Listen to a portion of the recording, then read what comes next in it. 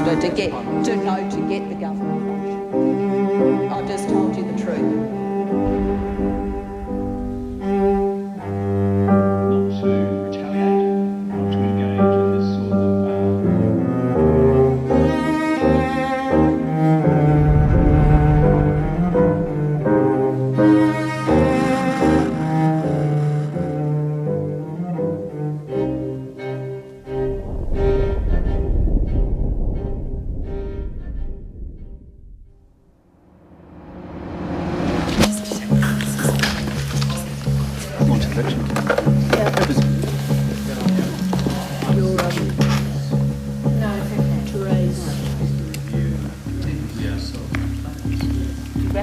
remove the lights, just a little turn.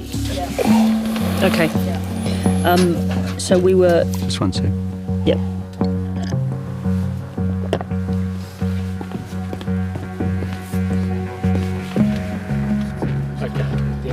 Excuse me, take 7. You enjoying the experience of doing these interviews? Not particularly. Why not? Well, I'm a human being, just like you. I sleep, I dream, and as a result, a lot of these things come back in more vivid ways than either of us would like. They can do something as dramatic as rolling a first-term Prime Minister who, until just a few months ago, was riding supremely high in the polls. This has been a very busy 2.5 years.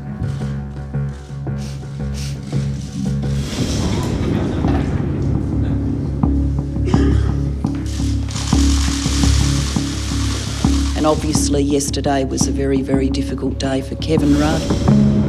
I accept that the government has lost track. We will get back on track.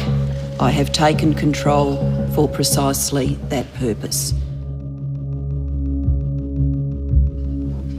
A midnight knock on the door, followed by political execution, is no way that the Australian Prime Minister should be treated. What is it that troubles you? Well, to recall these difficult times is just painful.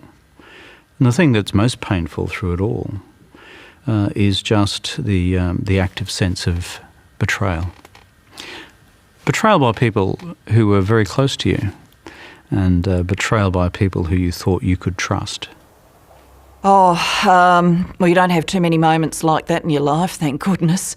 And I think the sense of regret that we didn't need to be here, the sense of, friendship lost, something very special lost, the sort of team ability of the two of us, that was, sitting very heavily on me.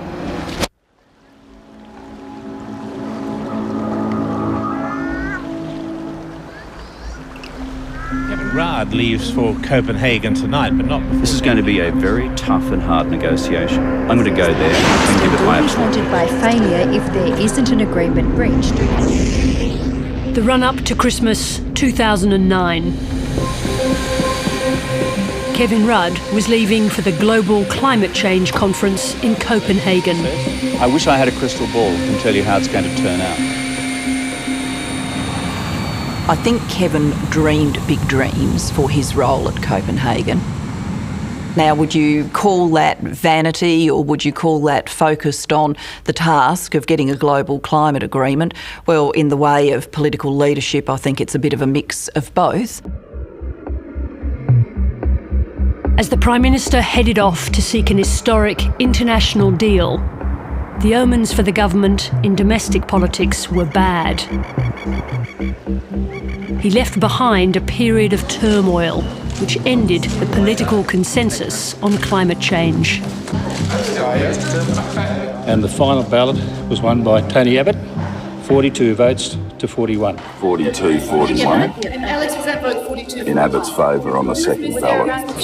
The last thing we should be doing is rushing through a great big new tax just so that Kevin Rudd can take a trophy to Copenhagen. Thank you. Tony Abbott's first act as leader was to vote down the carbon pollution reduction scheme, the CPRS, with the support of the Greens. The Earth will not... There being 33 ayes, 41 noes, the matter is resolved in the negative. This new political reality would haunt Kevin Rudd in Copenhagen, increasing the pressure to come away with a global deal. We connected a very significant policy reform, which was basically very difficult to sell in domestic political environment, to the outcome of an event we didn't control. I remember it was bloody cold. It's Copenhagen, it's December. and none of us knew how this was going to turn out. –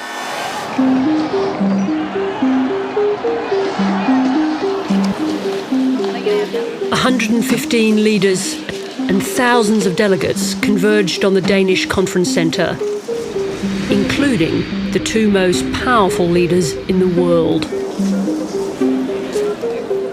It was hard to manage the expectations. This enormous gathering of political decision-making capacity helped fuel the hope that by some miraculous process, a consensus will certainly emerge. Rich countries were asking the poor countries to accept a binding global agreement to reduce emissions in order to deal with climate change, which was fundamentally a problem that the rich countries had created through 200 years of industrialisation. Prime Minister Rudd, how are the talks progressing? With difficulty. The resistance to a new global agreement was coming from the powerhouses of the developing world, China and India. Negotiations broke down. Kevin Rudd gave the Australian press an off-the-record briefing. The details were leaked. You called the Chinese rat fuckers. I cannot recall, because I'd frankly not been to sleep for a couple of days. Does it sound like you? Well, I'm a person given often to fairly direct speech. And it's pretty disappointing when you have the concerted opposition of a couple of other countries who are so significant in the world. Tonight, officials will work late, trying to agree the text of the political agreement world leaders will sign on Friday. And at 10 o'clock on the second last day, 10 p.m, I got a message on my phone that said, please bring the Prime Minister to a small room above the conference centre. We were meeting almost continuously for hours after hours. Kevin stood up to those people who wanted to say no on climate change.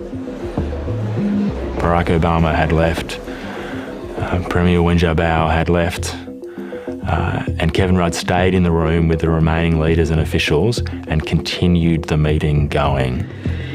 Although we didn't get the full treaty, the fact that we got a Copenhagen Declaration, which has now led to the next stage that will be worked through this year, is in no small measure due to him. The Copenhagen Accord may not be everything that everyone hoped for, but this decision of the Conference of Parties is a beginning, an essential beginning.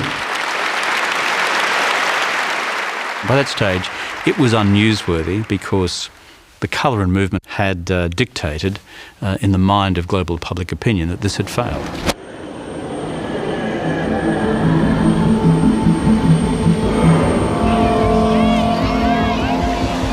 Kevin Rudd returned from Copenhagen to the beginning of the summer holidays.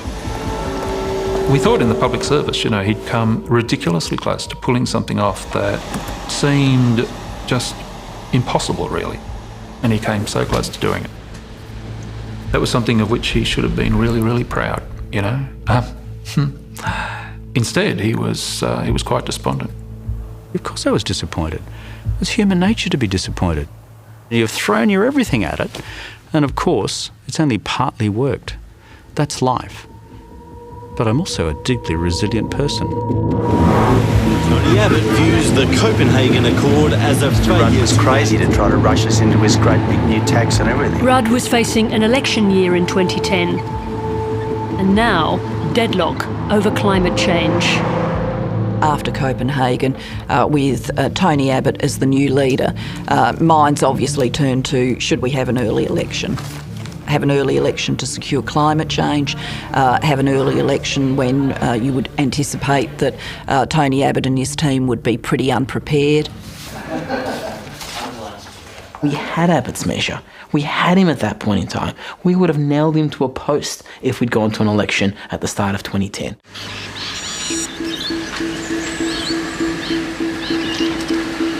Rudd made no decision on election timing. He and his colleagues retreated for the holidays. The Prime Minister took up residence at Kirribilli House. We've had a good summer so far. It's been fun. Yeah, that's been great. Good for you guys. I've enjoyed it. Good way to switch off. Welcome to Australia. On the 2nd of January, a relaxed-looking Rudd hosted a reception for the Pakistani cricket team. We worked that out.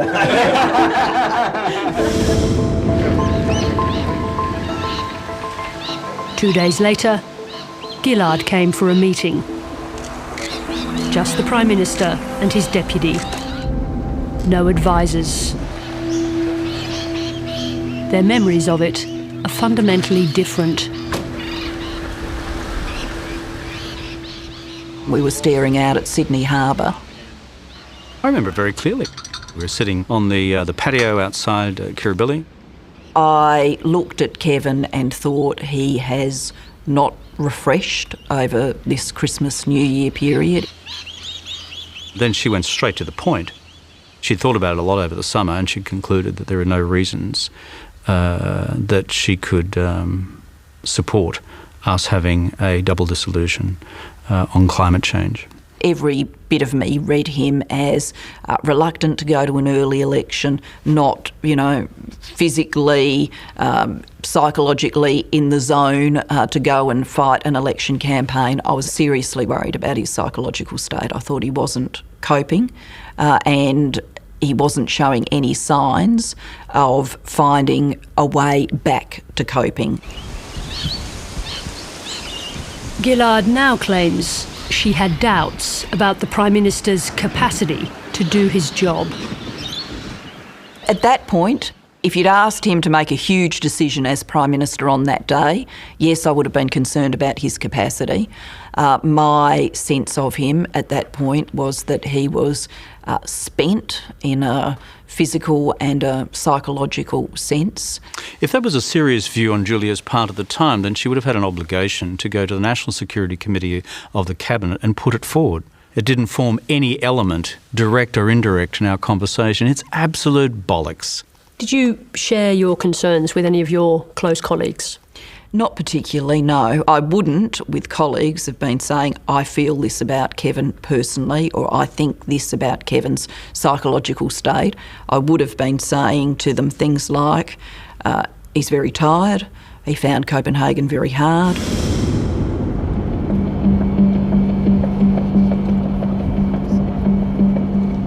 I've heard that theory proffered very lately. I didn't hear it at the time. He came back tired, as you would expect, but as to a change in behaviour, I saw no evidence of that at all, no evidence of any incapacity. Well, it's up to people to make their own judgments, but no one was saying that at the time. Well, I just thought that he looked sort of off his game. Now, I think you see plenty of people in politics from time to time who get like that, including myself.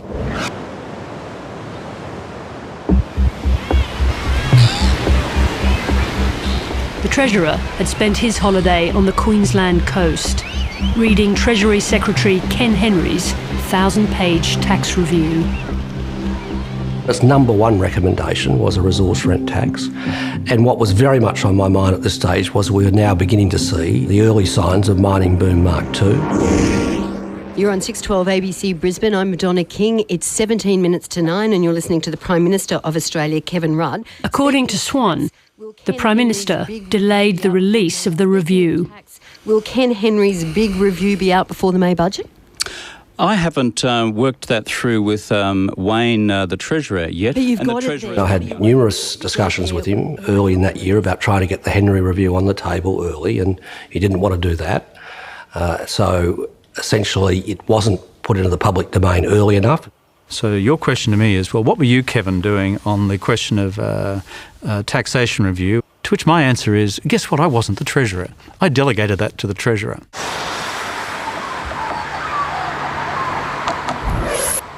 We came back into the active political period of the year, late January, early February, and, we're there with all of this stuff, CPRS, Henry Review, asylum seekers, health, trying to beat it into a political plan.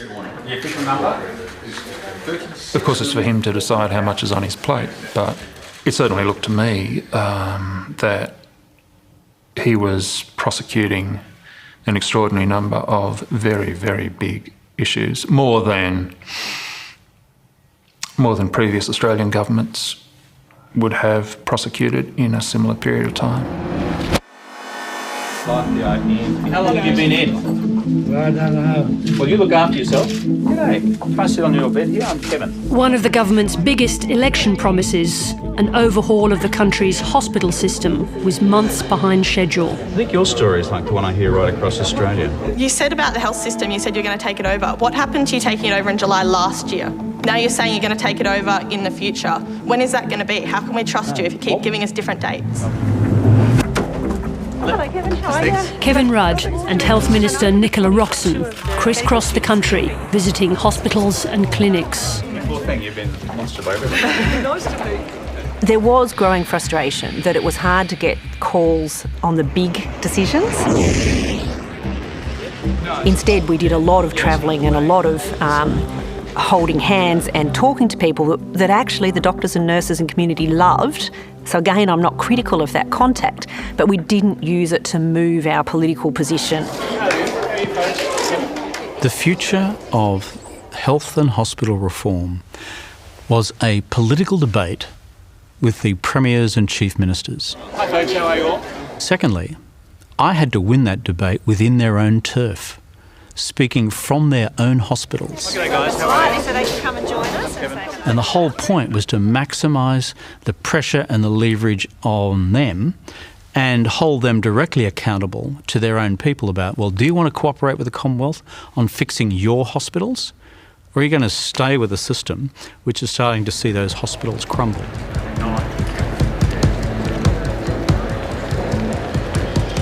Away from the cameras, Nicola Roxon claims she was increasingly frustrated by Rudd's work methods. He was always incredibly charming to me. I mean, he was demanding, and I didn't mind that. But I didn't like seeing him abuse other staff. Again, how are you? He was rude to people. He was dismissive of their work. He would, tear things up in front of people. There were ministers in his cabinet who were far more ill-mannered and rude in their handlings of public servants than Kevin. Kevin Rudd was not the rudest person in his cabinet by a long shot. See you tomorrow. Okay. See you later. Well done. See you later. Good luck. He took on a lot, and it did put his public service advisors under a lot of pressure. Is there a particular moment that you recall where you thought it had gone too far? No, not really. No. This was... this was something that developed quite slowly, really. I'm going to avoid using a particular phrase that comes to mind, but... What is it? I just said I'm going to avoid it. But one of those slow-moving catastrophes. Train wreck. You said it. Yeah, that's right. Didn't look like it at the time, but, in retrospect, that's what we were witnessing. It's a question for public servants who are not shrinking violence, who are senior experienced women and men, to tell you that, hey, you got a bit too much on, Prime Minister. That's the way it works. That's the normal way at which it works. Was government prevented from functioning properly? Well, what does that mean? No, I don't think so. Functioning properly means that they were attending to the things that absolutely had to be attended to. Those things happened. No, this concern has more to do with the way that the big issues that the government had identified for itself to prosecute, that those big issues were not being dealt with as well as they might. Does that mean there is some justification for the Prime Minister being removed? Well, that's quite an extension of this point. No, I don't think so. Well, that's not what I thought at the time. And even in retrospect, I think, and that's not the question I've asked myself. The question I've asked myself is whether there shouldn't have been a deeper quality conversation with the man about what needed to change. Yeah, it's not far from these. Well, the first thing... Health was a popular cause for Labor at a time when the government's negatives were mounting. Labor will never deliver a surplus under Kevin Rudd. This really is a government which has completely lost control of Australia's borders. A government comprised of border protection deniers. But something is dramatically wrong. Scandalous. There is an avalanche of waste. The Bungle Home Insulation Scheme. Yes, mate. We've been talking about this since August of last year. Another worker installing ceiling insulation has died, this time in far north Queensland. A 25-year-old man was electrocuted. It's just horrific, it is every mum's and dad's worst nightmare. Thanks, guys. The home insulation program was shut down. Halfway through a term, of course you go through a difficult period. Of course you start getting some challenges. What happened though was, the second we started having some challenges, the Labor Party began to panic.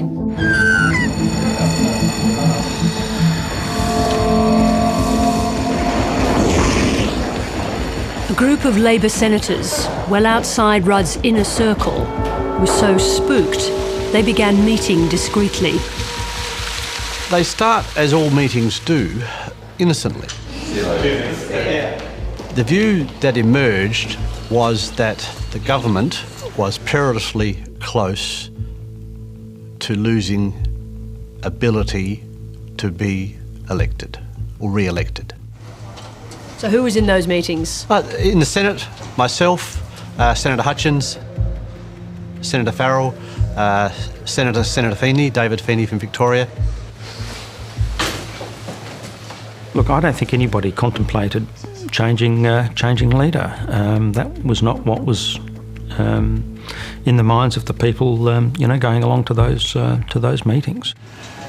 What we had hoped would happen is that Kevin would see that there were problems, address those problems, and get us back on track to win a second term. The mood in caucus was pretty dark and, very concerned about our political prospects. Did you warn Kevin Rudd that caucus was unhappy? Oh, look, I didn't put my discussions to Kevin on the basis of, caucus is unhappy. I put my discussions to Kevin on the basis of what's the best campaign strategy for us. Say the matters of the deepest concern, you won't let it rest. The government was still ahead in the two-party vote. But polling on Tony Abbott's performance had improved. G'day, how are you? How's things? Not too bad. Have a good day. Thank you. Kevin was certainly looking for opportunities to reignite the public's imagination and confidence in him. The Prime Minister challenged the opposition leader to a debate on health. A first-class hospital system is basic to the Australian fair go. The waiting times for elective surgery and for emergency departments are just too long. It's time, frankly, the Liberal Party stopped just engaging in negative politics all the time. 80% of Tony's speech before was just negative attacks on the government. I tell you what, Kevin. It reminded me, reassured me, confirmed in my mind that Kevin, when push came to shove, was a very good campaigner and could take Abbott. After the debate, Rudd confidant and Labor power broker Mark Arbib sent Rudd a one-line email. "You slaughtered him. Mojo really back." It should have given comfort, and there should have been faith in his ability. We should have had more appreciation of his skills, but we didn't. If anything, this tragedy of Labor in this period is about that. The humanity of it, the poor judgments that are made, the ambitions, the egos, and the darker arts that some people are drawn to, the backgrounding, the leaking and the backstabbing. The government got a bump in the polls from health, but it didn't last. Some of the biggest campaign issues remained unresolved. Above all, what to do with the government's climate policy, in limbo since Copenhagen.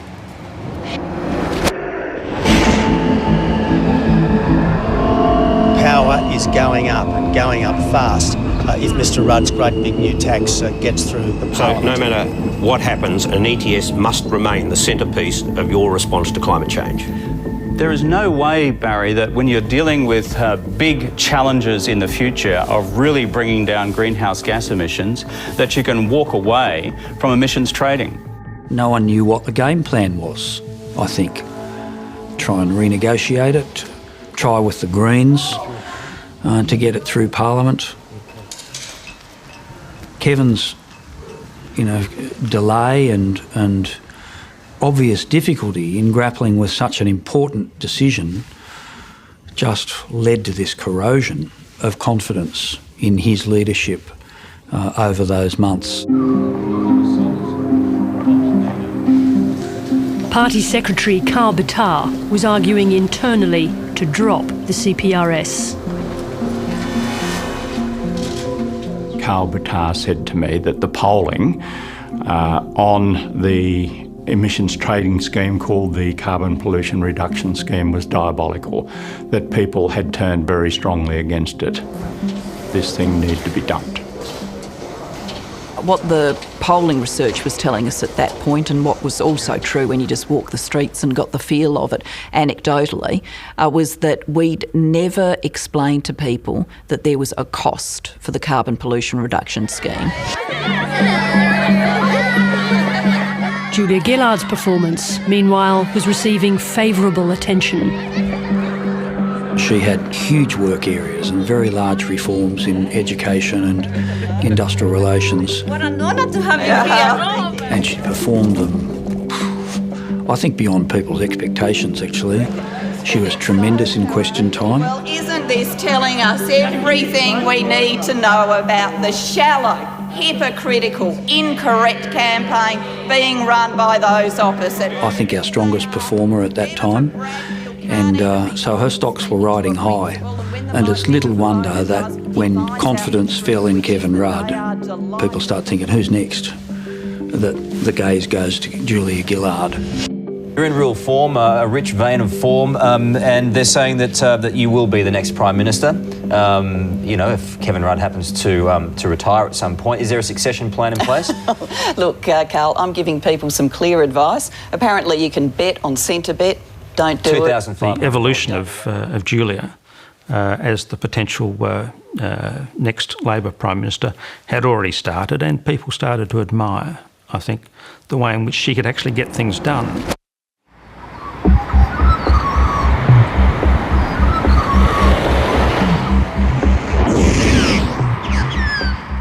Autumn in Canberra.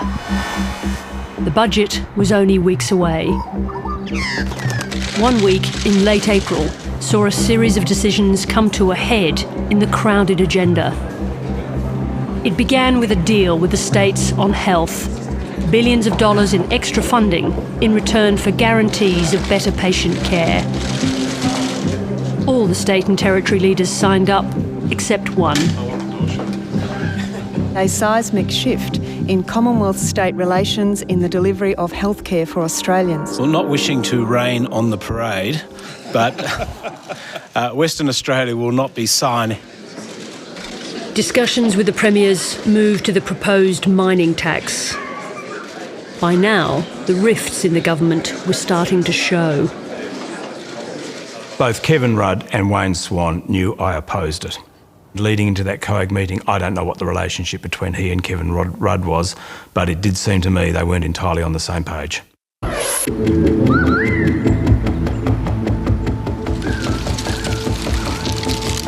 By Wednesday, a decision had to be reached on the future of the emissions trading scheme.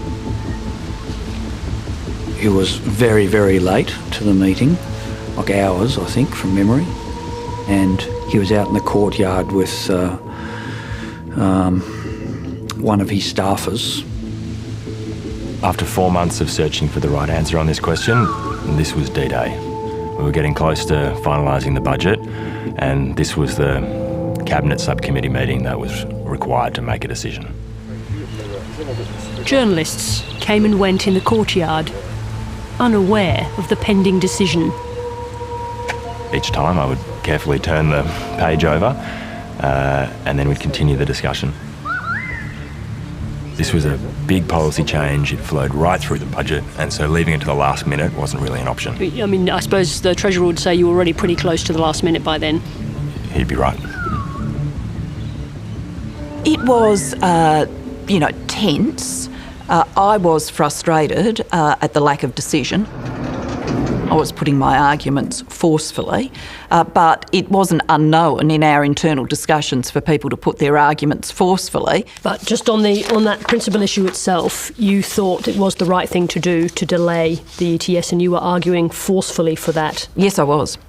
I certainly agreed by that stage it was the right decision to defer it. I had my most senior colleagues fundamentally opposed to my continuation with this policy. It was a question of government unity at the most senior levels. No, that's rubbish.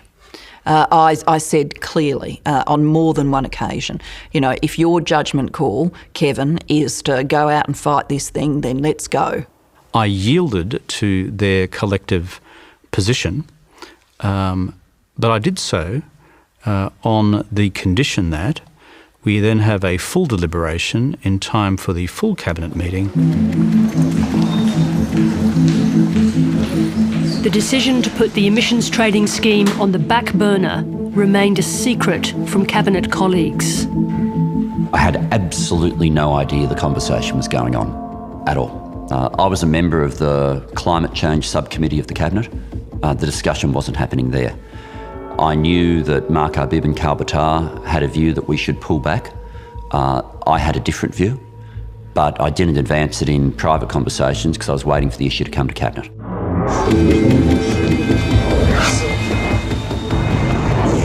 A week later, the decision was leaked to the media.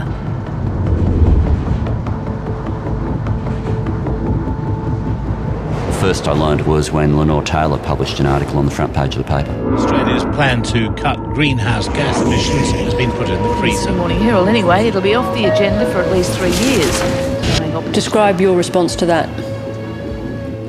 Jaw on the floor. I was just shocked. Kevin Rudd today jettisoned his key climate change policy. Political pragmatist or political coward? The whole debate has turned sour for the government, so what it's now saying... That morning, Kevin Rudd was travelling to an event at a hospital in Western Sydney. This was demonstrably a premeditated leak by somebody who wanted to entrench the position. They succeeded. Turn right. We had no time to manage an effective communication strategy to the Australian public. It It was supposed to be a visit to spruik the benefits of the recent hospitals agreement. What's your total bed capacity of the hospital? It's close to 500. So on those maths. I've seen Kevin angry quite a lot, but I've never seen him as angry as he was that day. Absolutely icy, cold anger. Just David, you can come up. Good. Okay, ready to rock and roll up there? Cameras okay? The implementation of a carbon pollution reduction scheme in Australia will be delayed. A little while back you said that climate change was the greatest moral, economic and social challenge of our time.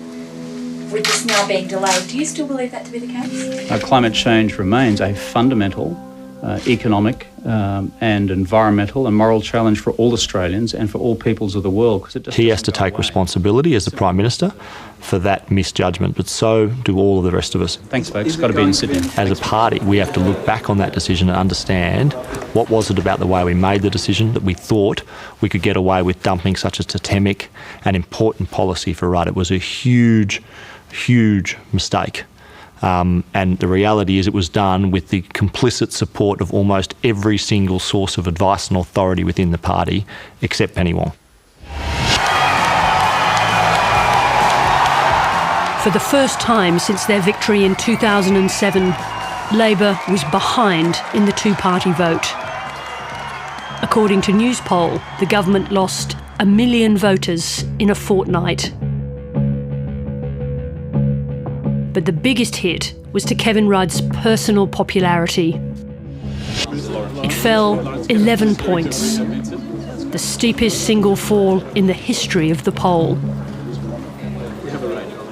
I was quite surprised at how hard the poll hit for his standing was, but I did understand that the government would face huge, backflip issues. I wasn't naive about that, but the big personal plummet for Kevin, I didn't foresee that.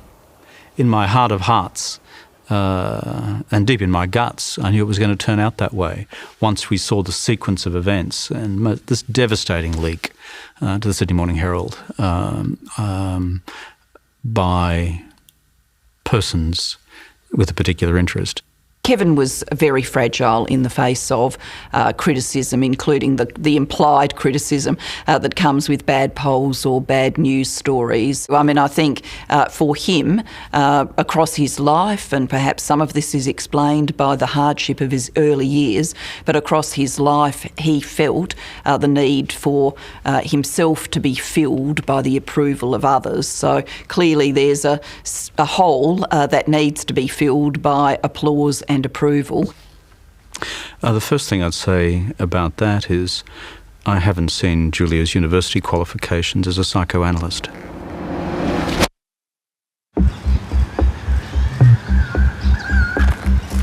Tony Burke had recently been promoted by Kevin Rudd, but privately Burke was losing faith in the Labor leader. I thought the policy calls we were making had started to be wrong. I thought our capacity to communicate had all but evaporated, and I thought we were probably headed to a defeat. You put those three together, for me, that was enough to talk about what you ordinarily wanted.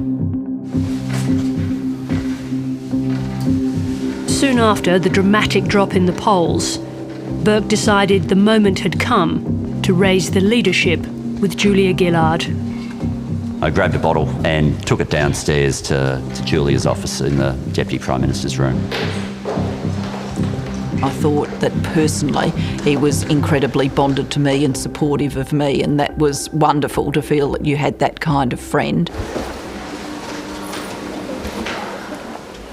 I left it till the very end. I wanted to make sure, neither of us were in a leadership challenge conversation, but I did want Julia to know that I believed at some point she'd be Prime Minister of Australia, and I also wanted her to be able to deny that I'd said anything. So I just left the final comment. There's one issue tonight we haven't spoken about.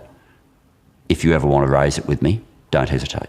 So how did you respond when he raised the issue of leadership? It's a big moment.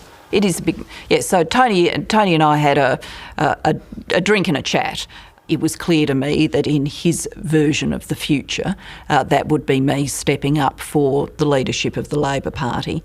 And once again, that was a sort of discussion a bit carried out in metaphors rather than very straight talking, and I was, keen not to see it progress to a further, more explicit stage. According to Tony Burke, his New South Wales colleague Senator Mark Arbib was also canvassing leadership change. Mark and I had spoken about it a lot, but neither of us had had a conversation where Julia had given any indication she'd be willing to. Neither of us. We also knew if we spoke to anyone about it who didn't agree, and it went straight back to Kevin, then the consequences would simply mean our capacity to influence anything had disappeared. Arbib wasn't just a senator. A senior factional player from the New South Wales right, he was crucial to Rudd's rise and part of his inner circle in government. From the beginning, I listened to Mark Arbib's advice. At that stage, what I found about Mr. Arbib was that he'd been an exceptionally hard-working and incisive political operator. These are a narrow set of political skills which are essential in political warfighting, but they leave open other questions in terms of whether there is a soul ticking in there. For a year, Arbib had been working closely with Julia Gillard as a junior minister in her portfolio. Now we need someone to climb up and down a pole, do we?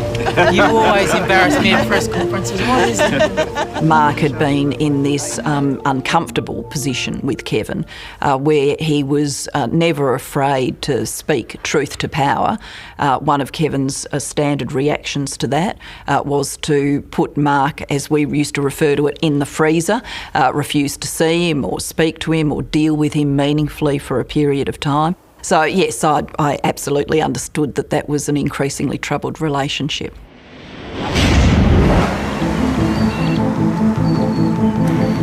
Have you or your supporters been sounded out by anybody about the prospect of replacing the Prime Minister? Absolutely not, no. Completely ridiculous, Neil. Kevin Rudd looks on the nose. You got two disastrous polls, and I would be astounded if there aren't people in the party saying we've got to change to Julia, or at least think about it. You may as well ask me, am I anticipating taking a trip to Mars? No, I'm not, Neil. The drop in polls fed into caucus anxiety about the party's election prospects.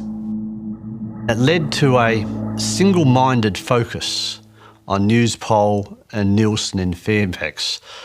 I think with hindsight, a focus that was out of all proportion. You'd read the polls and discuss the polls and go back to the polls and discuss this level and what was happening in this state and the preferred rating here ad nauseum. And that little closed, narrow, disproportionate focus then led to more serious discussions. First-term MP Bill Shorten was part of those discussions. Like all of us, Bill did see that Kevin was heading over a cliff. And trying to find somewhere to buy. Him and a whole lot of other people were terribly pessimistic about our prospects.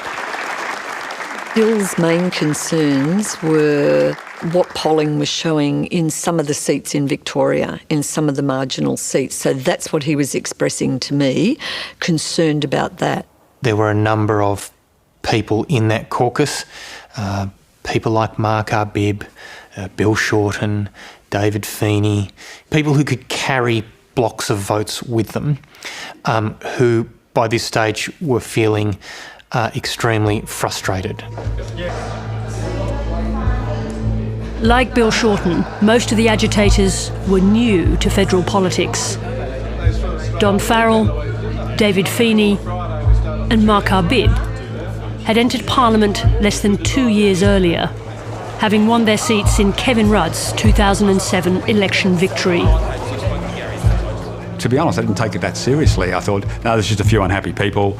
They're going to keep being unhappy. They haven't been promoted to a PALSEC, or they haven't been promoted to the ministry. What I did not know was that they had successfully built a campaign that reached out to many, many more people. You should go and ask questions to. A number of people had been working towards a change, but they were patient and thoughtful men, and so they allowed the ball that was rolled down the hill to slowly gain momentum, and it did.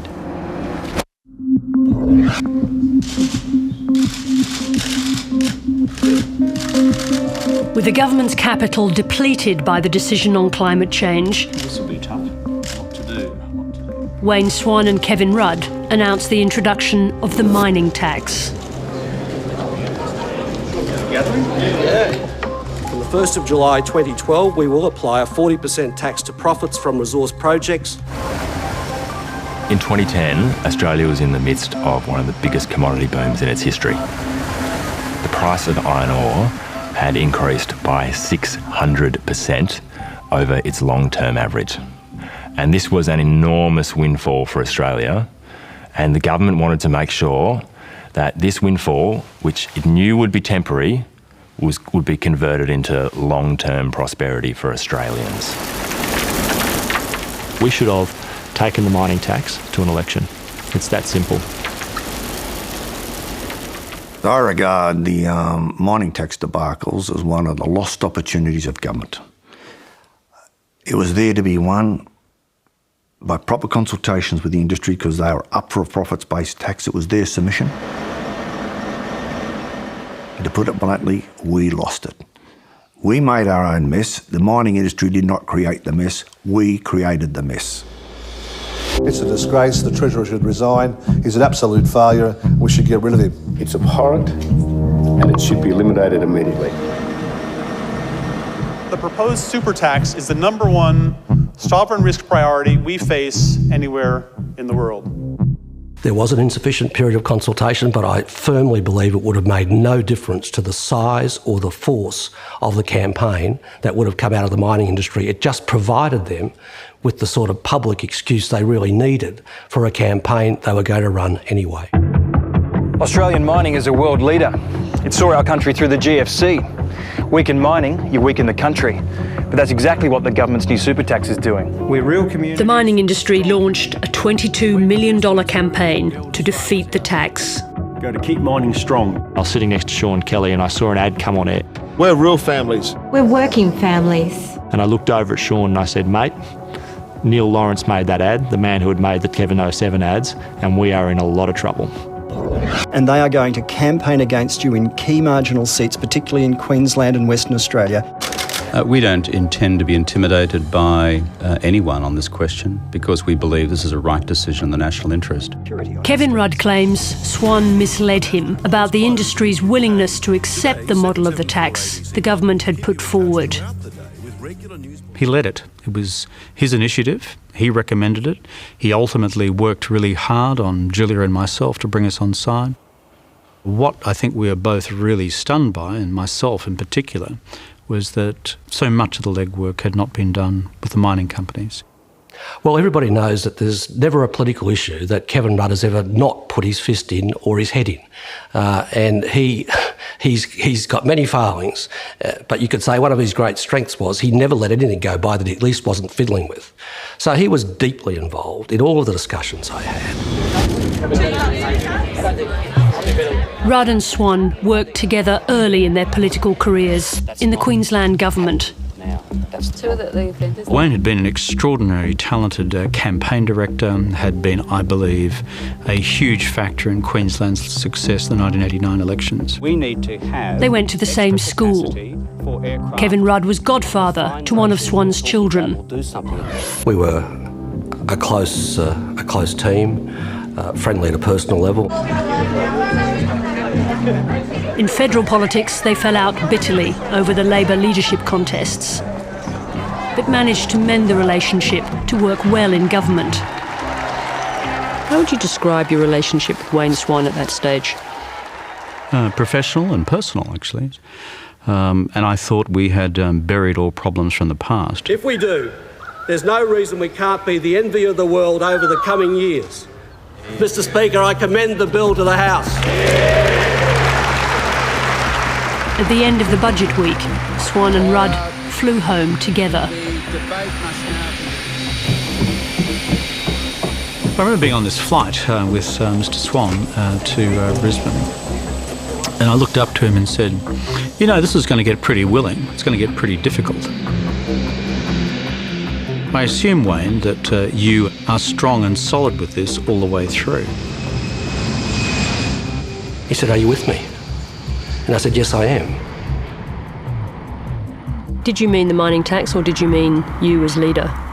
I meant sustaining the tax, and certainly withstanding any political pressure on me as leader coming from the factions and elsewhere.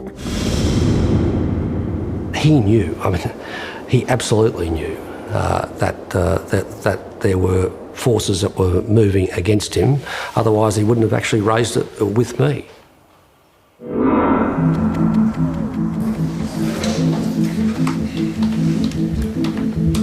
As leader of the House, Anthony Albanese was also picking up caucus disaffection.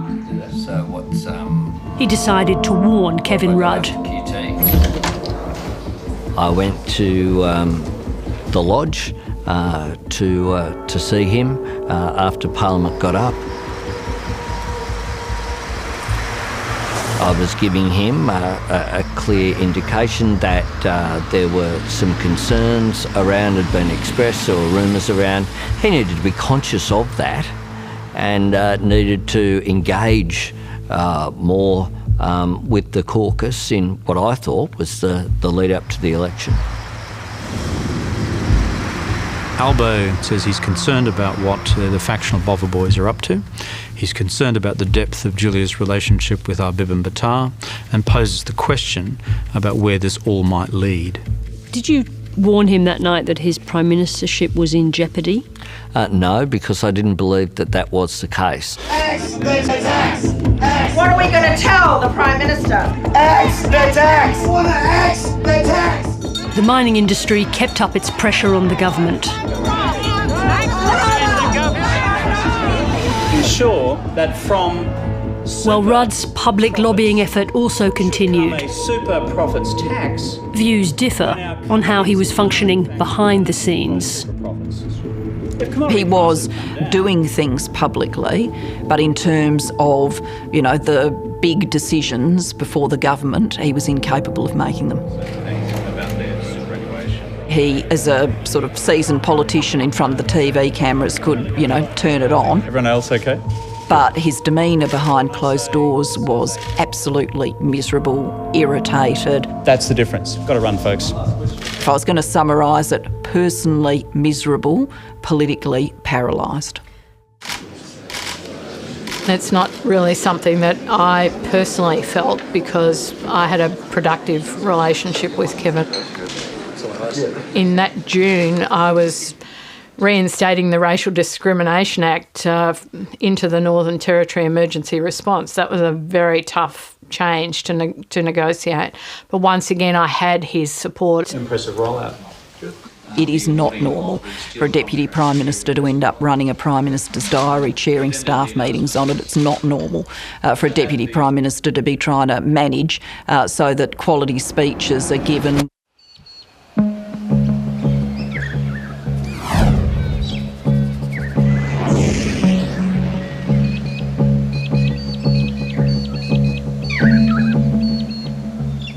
There's a hunting season in Parliament House. It's just before the Parliament rises for a long break, for the winter break. The tenor of the discussions became stronger, became more directed in that last fortnight. People knew that we were leaving Canberra at the end of June. We were unlikely to return, and that if a decision was going to be made, it had to be made in that last week or fortnight. The government had recovered its lead in the two-party vote, but the ALP's primary vote remained low. My view was that we were going to lose, and I thought that not because our political position was irrecoverable, but my view about our election prospects was Kevin wasn't in the shape to fight a campaign. He'd fight a dreadful campaign. I knew that Kevin Rudd was a great campaigner, so I did not think that we would lose the election. Minister, every bad poll for the Prime Minister means more leadership questions for you. Have you had to discuss this with Kevin Rudd to reassure him that you're not after his job? Oh, certainly not, Fran. Right. By this stage, you've had a series of people, Mark Arbib, Tony Burke, Bill Shorten, approach you about the leadership. Did you tell Kevin Rudd? No, because the matter of the leadership, in my view, Kevin was the leader, I was supporting Kevin, so why would you raise it? Why didn't you tell them that they were wasting their time? Well, my demeanour obviously was that they shouldn't have this conversation with me, and I wasn't interested in having it, that I just wanted to get on with the job. But I didn't want there to be, huge sets of words of mine out there that could be repeated. So I thought the best thing was to just say, no, let's move on and get on with what we've got to do. She listened to what people were saying, and obviously she was in a position to rule it out categorically, and she didn't. And so events moved forward as a consequence of that. But I think that's sort of different to she was agitating, because she wasn't agitating at all. Other people were agitating, but she didn't say no.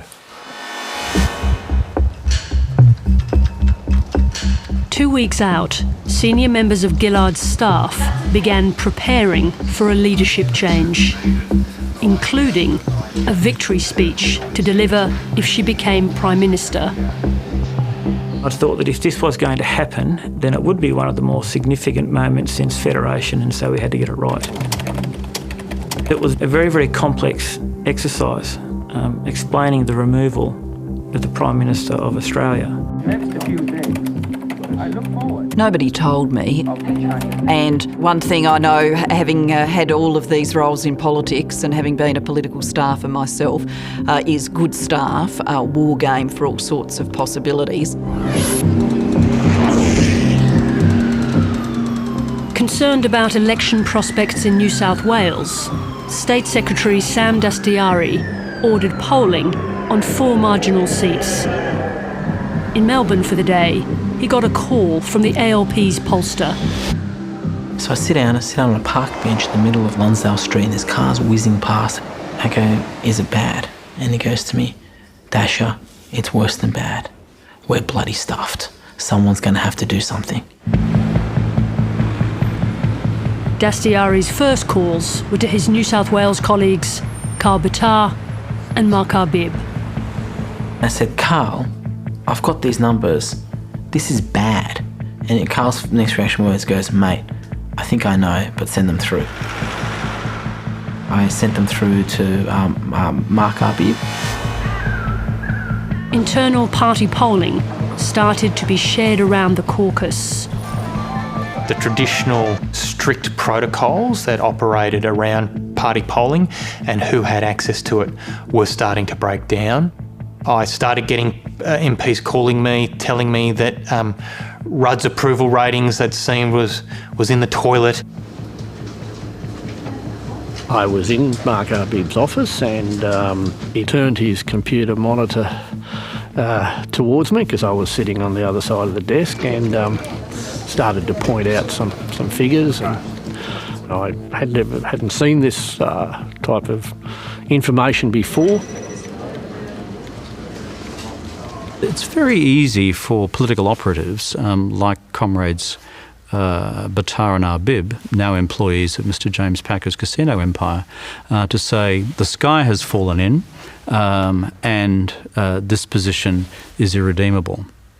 Anyone with any sense of very recent political history would say that was an absolute nonsense.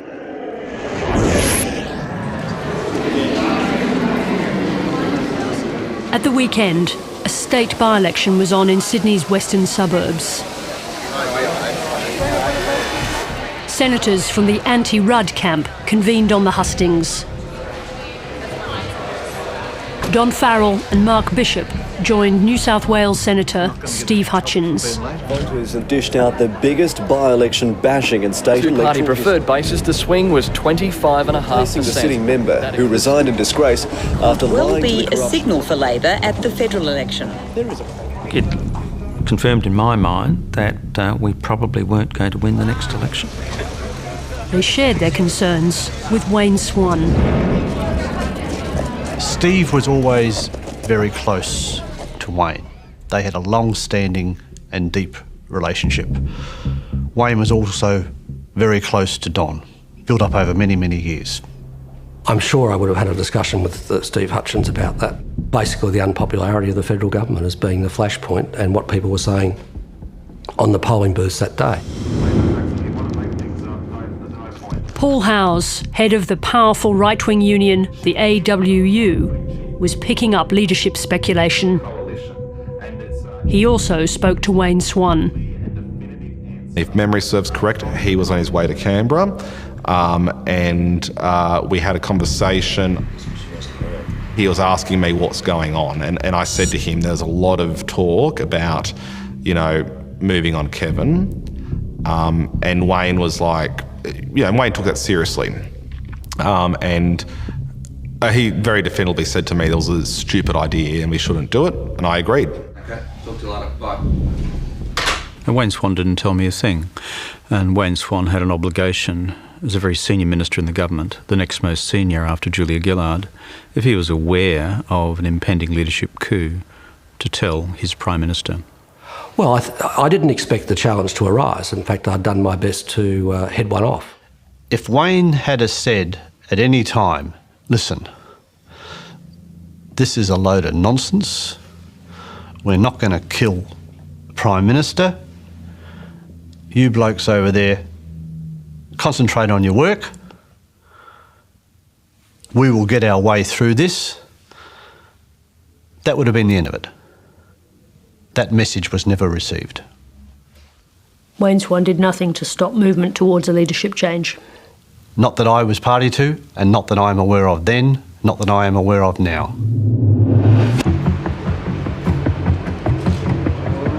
Before Julia Gillard left Melbourne, State Secretary Nicholas Rees briefed her on Victorian polling. Julia Gillard's own polling numbers had never been higher. They were truly stratospheric, certainly in Victoria. Gillard's office asked Martin Ferguson to join her on the plane trip from Melbourne. Very clear to me all the way to Canberra she was about one thing that Sunday, about a change of a leader. She was clearly pushing and prodding to see how I'd respond if you could only see the polling. She kept talking about the polling. The relationship between me and Martin Ferguson was not close at that time, highly estranged. And so it's just ludicrous to suggest that I would be swapping confidences with Martin Ferguson. She thought I was estranged from Kevin. She misjudged my relationship with Kevin.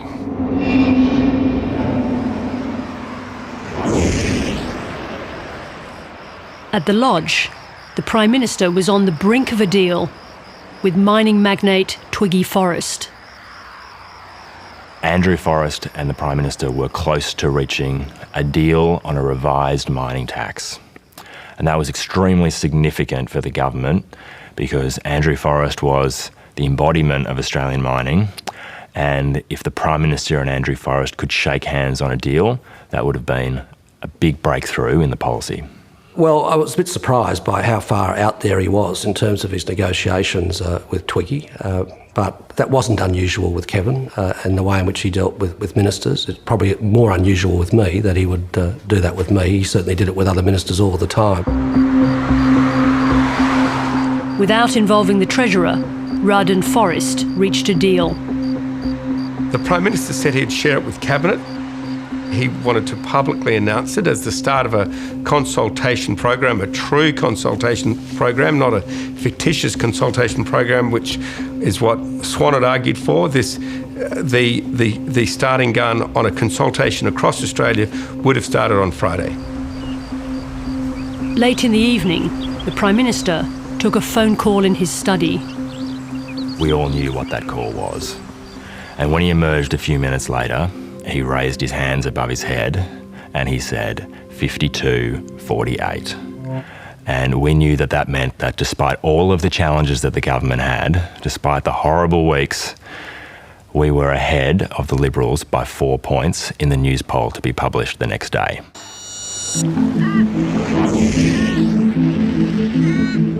Julia Gillard began the week with an early morning meeting with Mark Arbib. Soon afterwards, she sent an email to the Prime Minister and his Chief of Staff criticising Rudd's handling of asylum seekers, and secretly copied Mark Arbib. I copied Mark Arbib into one communication because I viewed him as an ally in trying to get this sorted out. Gillard was building a case against Kevin, probably a case that she didn't really need to make with Mark Arbib, because I think he was already firming in his views. Labor strategist Bruce Hawker had been brought in to bolster Rudd's office. There was clearly discussions going on between the Victorians and the New South Wales right, and that was concerning. There's a lot on, quite apart from Xi Jinping, Jose Ramos Horta, the mining tax, Twiggy Forrest, and a few other things as well, and the upcoming G20 summit. This is a very, very big week for the Prime Minister and the senior ministers in the country. The Labor caucus met for the last time before the winter break. We sailed through. How you indeed? I then thought, oh well, we're getting on with things.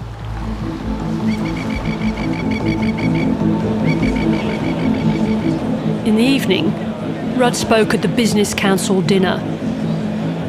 Kevin got stuck into the Business Council for their lack of commitment to fundamental reform, and I had a lot of sympathy with some of the remarks that he made. But was it unwise given how heated the issue was? Probably was. I thank you. Wayne Swan came back with me to my office for a glass of scotch after the speech and thanked me for it, and thanked me for my defence of his tax. I spoke with Julia Gillard on the phone that night after the speech, and she said she thought the substance of the speech was good. She thought I might have been a bit sharp with them, but the substance of the speech was good. And when you put the phone down, do you remember thinking anything about that phone call as being unusual? No. You need to just understand, my continuing operating premise is that Julia is a good person, that Julia is a loyal person.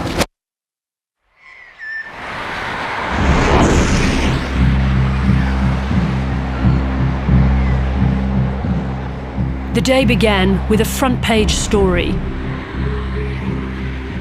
It claimed Rudd's Chief of Staff had sounded out cabinet ministers and more than 30 backbenchers on their support for the Prime Minister.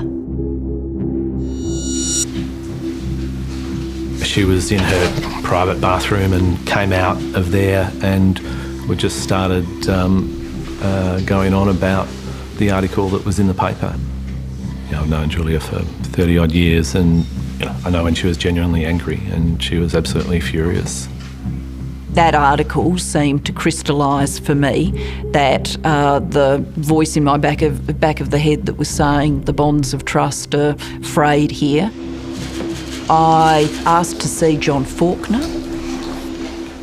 I'm not someone who dissolves into tears very often, surprised myself by ending up crying as John Faulkner, who sort of comforted me. You don't make a decision to challenge for the leadership of the Labor Party against a first-term sitting Prime Minister because an article suggests that the Chief of Staff is supporting his boss to remain as Prime Minister.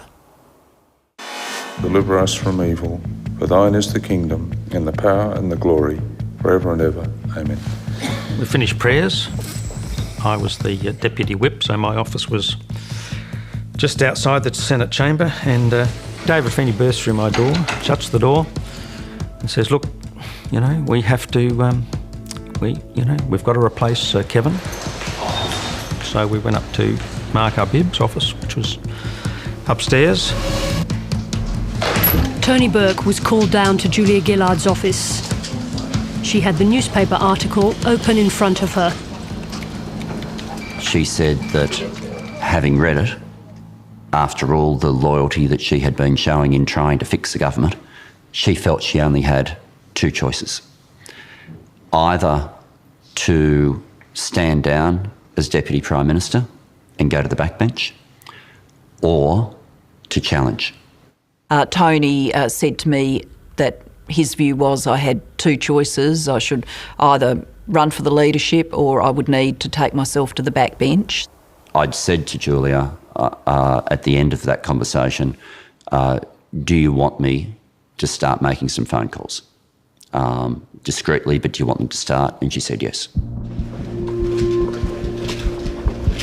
Kevin came round to see me whilst I was in the run into question time. Her entire demeanour had changed from the Julia I'd spoken to the night before. His opening words coming in the door was, you're obviously very, very concerned about the Sydney Morning Herald article. It's not true. As people started to be called, and it was Mark and others who were making the calls, not me, we kept working on the basis that you only had to tell one person who didn't think it was a good idea. Kevin would know, and, it might be all off. So I put my office into lockdown. And I get a call from Mark just before question time. He goes, mate, it's going to have to happen. The Victorians are on board. Shorten and Feeney were very significant in the change. Once the leadership challenge was brought on, they did swing in behind Gillard in a very big way and campaigned very strongly for her amongst the caucus and shifted large numbers of votes behind Julia Gillard. The Prime Minister. At 2 p.m, the Prime Minister announced the death of 3 Australian soldiers in Afghanistan. I wish to express my deepest sympathy to the extended family and friends of these 3 brave men. Might be embarrassed. Through question time, Rudd and Gillard kept up the appearance of a united leadership. We protected this economy. We made sure it did not go into recession. It was very tense what was actually going on, and I don't know whether the opposition picked it up, but there was certainly tension on the government side. Acted with stimulus, this economy would have gone into recession. Alistair came in and said that he was starting to pick up calls from people saying that a count was going on inside the party. A meeting with Julia Gillard was convened in the office of Victorian Senator Kim Carr. There was Mark Arbib, Bill Shorten, David Feeney, myself, Kim Carr. She sat at the top of the table quite regally. She certainly sort of gave no commitment to challenge, but she did give a commitment to go and talk to Kevin about the issue. I then escorted her back to her office. I think I said, what do you think? And she said, I think that these guys don't necessarily know what they're doing. In Sydney, Paul Howes was contacted by Mark Arbib. The anti-Rudd forces were reaching out to the unions. So Mark rang me. I think I had 2 conversations with him. And the first one, I was driving. I said, let me ring you when I'm home. During that conversation, I'd asked him to show me the polling. I got home. I had the second conversation, was looking at the polling on my iPad or something, and he said, you're going to make a call. And so, in the union, you don't do that on your own. So, and I talked to our leadership. So I drove straight back to the office.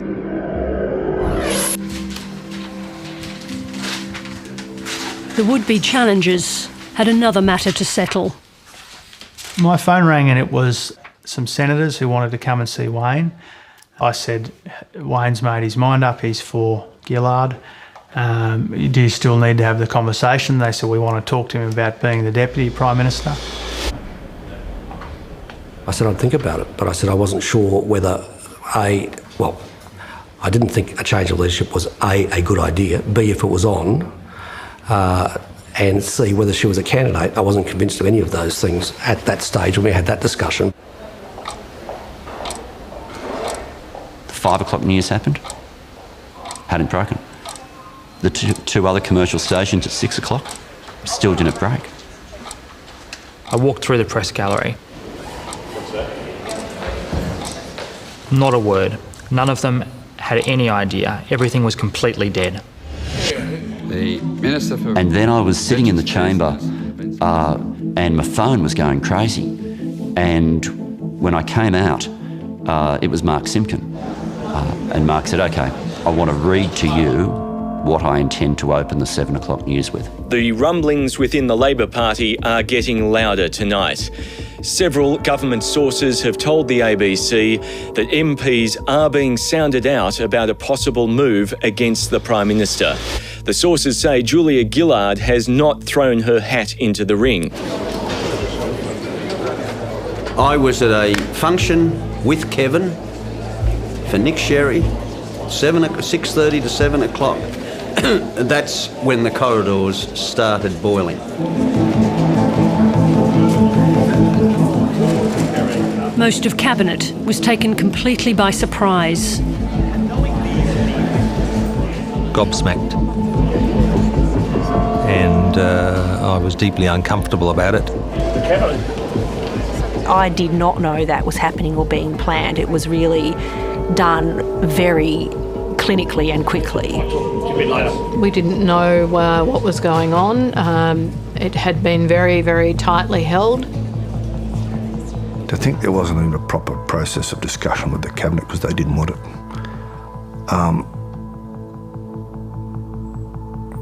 We just killed ourselves.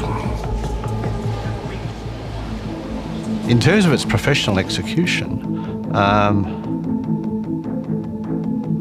you'd have to say it was the best. Sources have just told me during the last minute or so via the text message that Julia Gillard is in Kevin Rudd's office as we speak. Gillard and senior Labor figure John Faulkner met with Kevin Rudd. So no, John was there at my insistence and request because it's important to have a witness to matters of high politics such as this.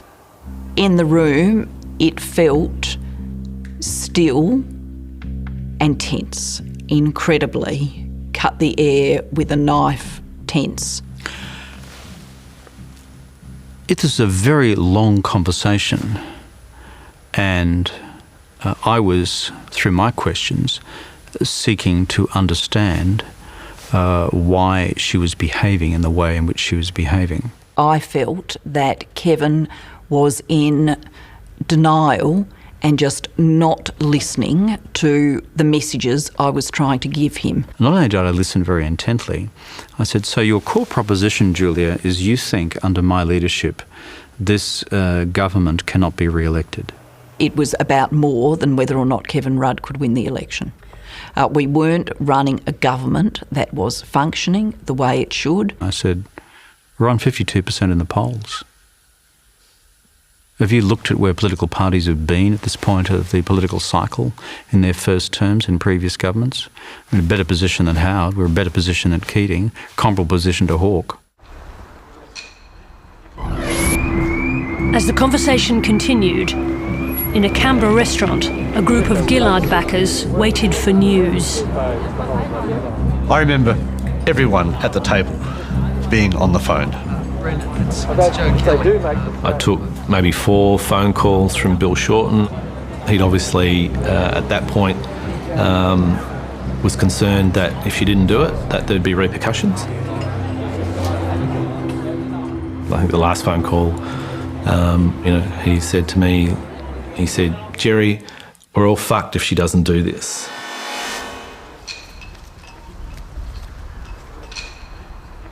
I had a discussion with, I guess it was the old Beasley group, Wayne Swan, Stephen Smith, Jenny Macklin, Stephen Conroy. I remember very vividly leaving the room and saying, if this occurs, we will kill 2 Labor Prime Ministers. By this time, Rudd and Gillard had been talking for more than 2 hours. Kevin Rudd proposed a compromise. If, come the time of this election, I believe I can't win, then of course I would step aside. I have no interest in taking the government over a cliff. If by that stage there is a judgment from John based on the party's independent research that I cannot win the election, I will, at that point, resign the Prime Ministership and offer an uncontested succession to you. Then she began discussing the detail of how that might work. I do recall a discussion about Kevin having more time, and I participated in that discussion and gave Kevin some false hope. You say false hope. Did you agree with Kevin Rudd that he could retain the Prime Ministership, stay Prime Minister? I don't know. I did not agree. I can understand why Kevin felt that there was a potential wedge of sun on the horizon. She agreed. She not only agreed, but she had interrogated the detail of the formula on the way through. We shook hands. That's not a wedge of hope. I should have been more straightforward and more clinical and less discursive. Being discursive did give Kevin false hope, and that's down to me. The whole temperature in the room came down. It all came down. Not just in my mind, in Faulkner's mind. And with her, there was a degree of calm and resolution in the room. The pressure was on from across the board, for Julia not to be in the meeting. Gillard's Chief of Staff went to get her out.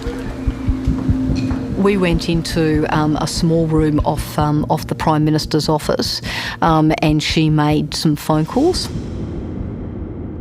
Kevin told me, with John Faulkner was there, that it had been resolved and that there wouldn't be a challenge. An agreement had been reached for more time. I actually think I called Mark Arbib, and I think Stephen Conroy was with him, and I indicated them we're still having, I was still talking to Kevin and I was due to go back in the room. Mark said that from all the information he had, that the numbers were overwhelmingly supporting her. And from everything that Mark had said to me in his office, I agreed. They were very clear with me that, the majority support would be with me. I think she sort of paused for a moment and thought about it, and recognised that really the challenge was occurring, and she went back into Kevin's office. She walked in, ice cold, with absolute determination in her eyes. It was a complete transformation in 5 or 10 minutes by a person who I'd always supported in good times and in bad, as she had supported me. There's something pretty gut-wrenching about all that, something which tears open your heart. There's going to be a news conference with the Prime Minister in about 5 or 10 minutes from now. By that stage, if you had called it off, you would have been in a lot of trouble with your colleagues. I don't think it would have been possible. Yeah. Why not? You still had choices. You always have choices. Oh, no, you always have choices, but I don't think there was any way of, stuffing the genie back into the bottle. Once the dogs of war are unleashed, it's very difficult. to bring him back under control. Journalists and hangers-on crowded into the Blue Room, waiting for the Prime Minister, while Gillard's office was filling with supporters. I think it had a feeling of uprising about it. I remember backbenchers, ministers coming in from everywhere, pouring into the office. Shorten was in the office, he was down the back, but he, throughout the evening, was bringing MPs, a lot of MPs from Queensland, to meet with Julia. I think it's fair to say that whatever Bill's faults may or may not be, he knows how to work the numbers, and he was bringing people till late in the night.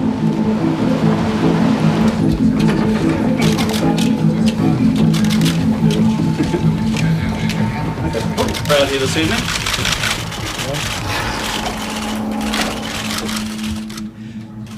Earlier this evening, Julia Gillard came to see me and has requested a ballot for the leadership of the Labor Party.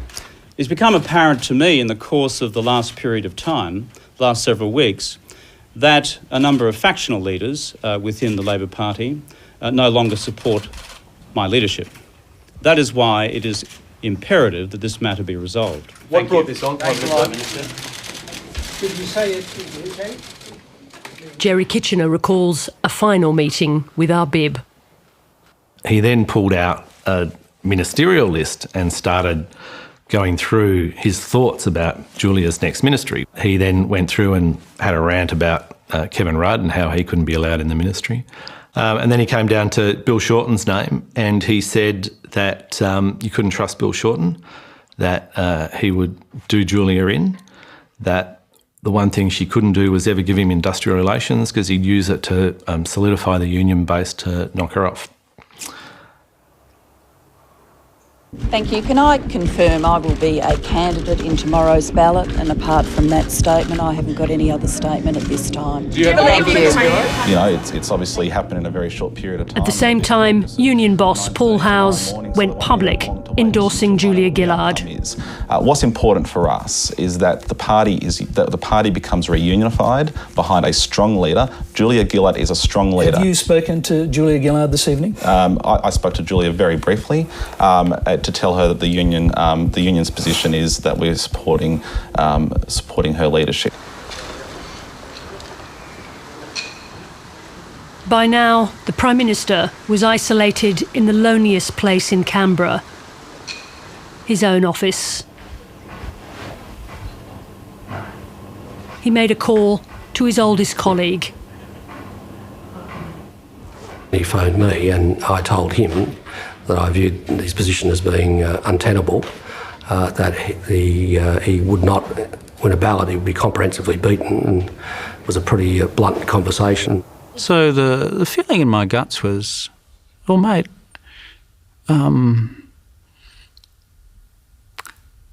you could have spoken to me. You could have told me that there was something really wrong. You could have said to me,